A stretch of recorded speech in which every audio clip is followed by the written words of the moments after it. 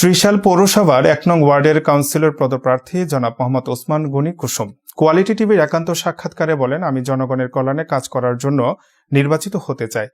মহান আল্লাহ তাআলা যদি আমাকে জয়ী করেন তাহলে শিক্ষা, বাসস্থান, রাস্তা, বিভিন্ন গলিপথ, সিসি ক্যামেরা, লাইট সহ শৃঙ্খল পরিবেশ তৈরি করব ইনশাআল্লাহ।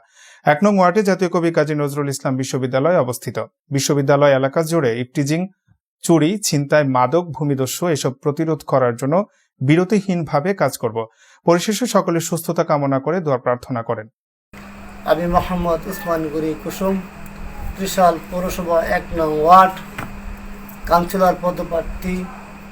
আপনারা আমার জন্য সকলে দোয়া করবেন, আমি যেন এই ওয়ার্ডের একজন কাউন্সিলর হিসাবে নির্বাচিত হতে পারি। তাই আমি প্রথমে এই ১ নং ওয়ার্ডের মসজিদ, মাদ্রাসা, স্কুল, কলেজ এই উন্নয়নের কাজে আমি লেগে থাকব।